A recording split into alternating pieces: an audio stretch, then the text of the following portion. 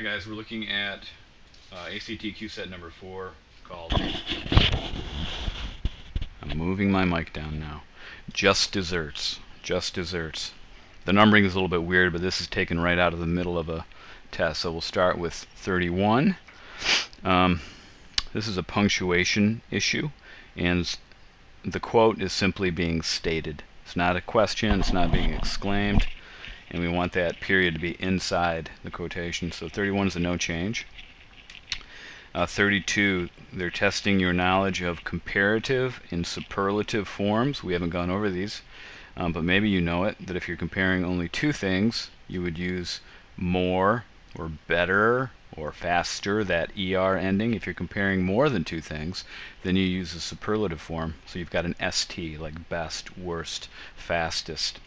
So in this case, dessert is the more or most or best or better important prop on the stage. Hopefully you see that better and best don't really make sense. It's got to be more or most, and there should be more than two props on any stage. So we need most, so H for 32. 33 is testing your use of transitions, that you see a logical jump from one idea to the next, and the word that expresses that logic is since. So 33 is C. 34. See, we have this little parenthetical. You can try to make a case for chocolate as a major food group. I've tried for years. Or for getting your recommended blah blah blah blah. So I've tried for years is parenthetical. So parentheses is one way to do it. Another way to do it is if that little sentence I've tried for years was offset by dashes. But we don't see that as one of our choices, so it's got to be the parentheses. 34 is F. 35, we're looking for some separation between the only reason for dessert is pleasure. Pure and simple. Right? I pause where that separation is.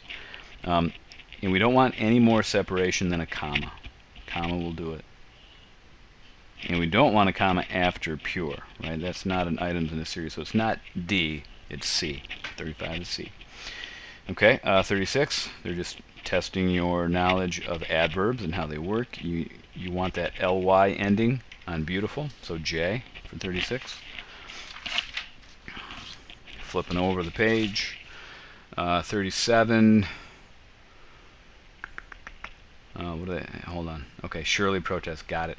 All the chefs who handle the savory portion of a restaurant meal will surely protest. But, okay, so we want the comma.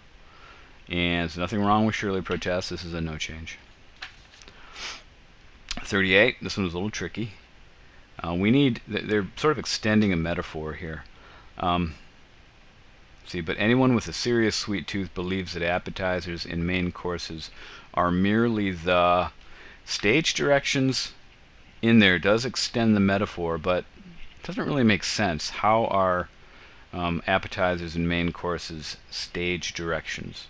The idea is that you're being prepared for dessert by main courses and appetizers. So setup works. What about props? Props logically doesn't really fit that either. Props aren't necessarily set up. They're just props. So here we don't have an extension of the metaphor. It's just the word setup. It's the only one that makes sense. So J for 38.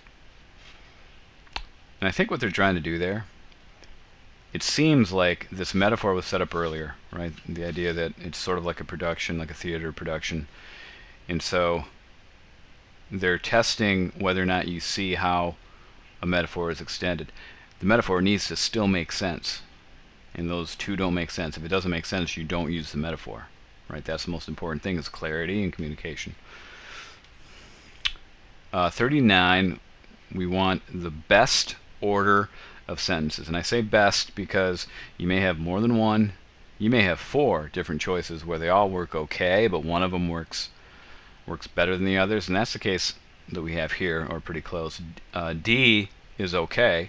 You could go 3, 1, 2 and have it technically work, though you've got that pronoun it in sentence number 3. Actually, let's jump back to the previous paragraph and see, could it still make sense? Well, it could refer to dessert, could refer to restaurants. That's a little bit problematic, but I don't think it messes up the meaning. But there's a better construction, and that is C. We go 2, 3, 1. It builds up to that first sentence, which is kind of the topic. It's just at the end of the paragraph. So 39 is C. Okay, 40. But while the look is often architectural, the foundation is always the same, rich flavor. So what punctuation sets up, and here it is, and this is following, and here you go. The one that sets it up is a colon. A dash would have worked also there, but they didn't give you that as a choice. Okay, 41. Not so subtle flavors, comma, often with herbs. Okay, so we want the comma between flavors and often, because it moves into a new type of phrase. Not so subtle does need to be hyphenated, because those three words are acting as an adjective. They're acting together as one adjective, modifying flavors.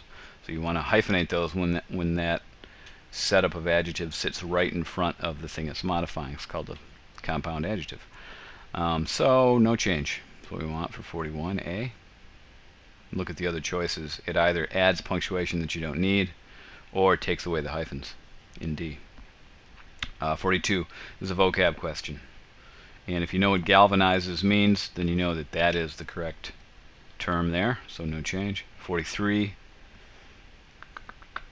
This best goes after sentence 3. The sentence that they want to add in has to do with being careful about flavors, and sentence 3 deals all about flavors and tastes and fruits and concentrates and things, so it makes most sense to go there. So 43 is B. Last one, 44. Suppose the author of been asked to write, okay, an article that focused on the effect the health craze was having on diners. You shouldn't need to read beyond that to say no, right? There's no mention of health stuff in here at all. So it's got to be H or J. No, because the essay does not make a connection between the health craze and eating dessert. That's true. Let's make sure it's the best one, though. Sorry, the better of the two. J, no, because the essay focuses on the failure of diners to stop eating desserts. No, it doesn't. It doesn't mention that at all. So H is our answer for 44. Okay, let's see. This is the fourth one we've gone through, really the fifth, because last time we did 2. So hopefully you're starting to see now that there are only a certain number of categories that these types of questions drop into, and once you start getting familiar with them, it gets a lot quicker, it gets a lot easier to figure it out. You still need to learn some grammar, but the categories is the biggest step to doing well in this part of the ACT. Okay, we'll look at QSET number 5 next time around. Thanks.